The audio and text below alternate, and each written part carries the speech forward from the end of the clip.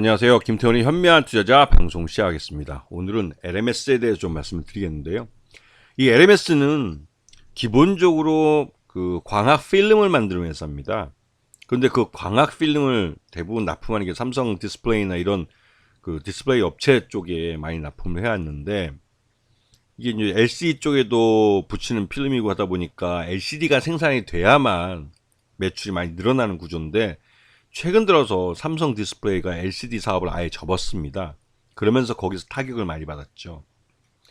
그래서 이 디스플레이 사업부 쪽에서 전체 매출의 79% 정도 발생하는데, 이 79%나 발생하는 이쪽 사업부가 주거래처가 삼성 디스플레이고인데, 이쪽이 사업을 접어버렸죠.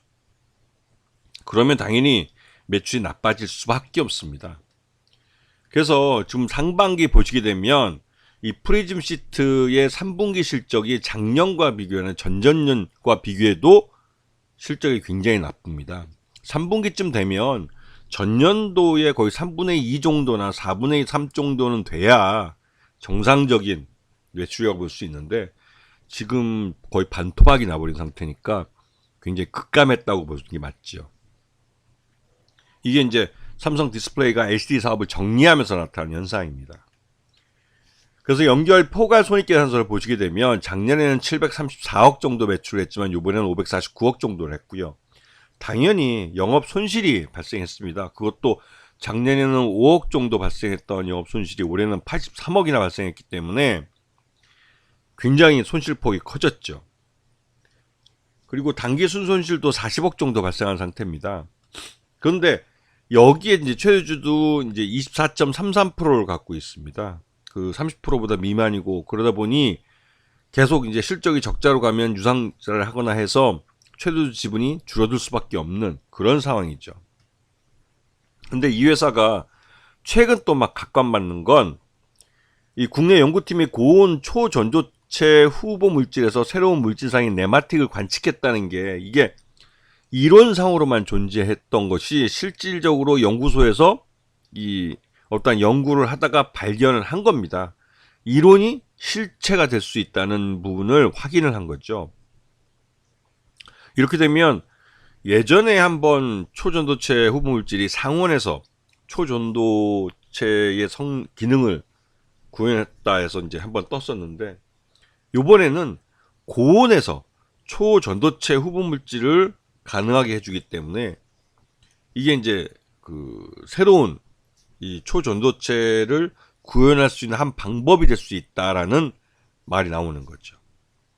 하지만 이 초전도체가 지난번에 이렇게 시장에서 막 각광받았던 것은 일반적인 우리 인간이 살아가는 상온, 일반적인 그런 온도에서 이 초전도체의 모습을 보여줬기 때문에, 현상을 보여줬기 때문에 이게 이제 그 우리 실생활을 크게 바꿀 수 있다라고 이제 기대를 받았던 거지, 지금처럼 이 네마틱처럼 그 초전도체 후보물질의 이 초전도체 이 현상을 고온에서 나타내면 고온의 환경을 만들어 줘야만 이러한 그 네마틱 물질상을 만들어낼 수 있는 겁니다. 그렇기 때문에 지난번에 일반적인 상온에서의 초전도체 현상과는 좀 많이 다른 거죠. 그럼에도 불구하고 이런 관련된 뉴스가 나오면서 시장에서는 투자자들이 묻지마 매수를 하고 있죠. 이게 대표적인 학습 효과입니다.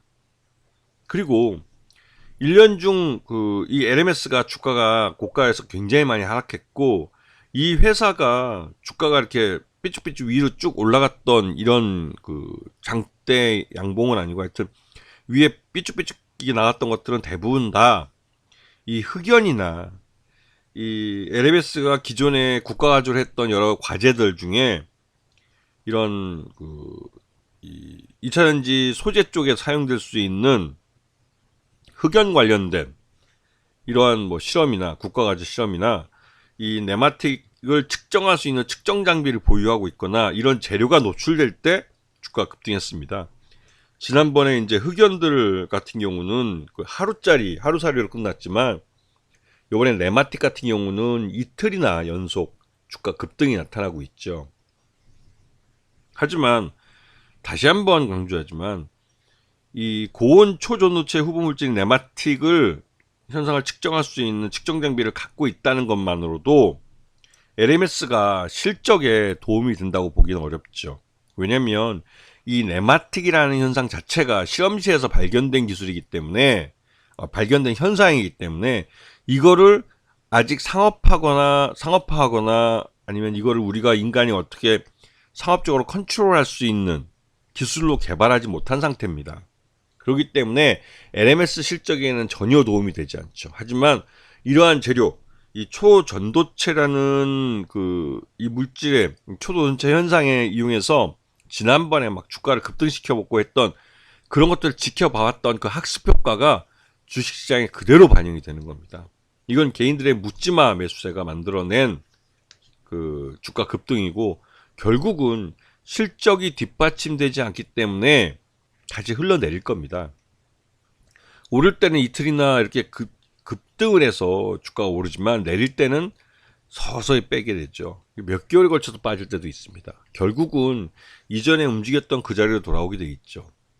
LMS는 주력 사업인 이 광학 필름이나 이런 쪽에서 수익을 내기 굉장히 어려운 사업 구조를 갖고 있는 일종의 한계 기업의 형태를 나타내고 있습니다. 그렇기 때문에 이러한 그 학습 효과에 기반한 묻지마 매수에 조심할 필요가 있죠.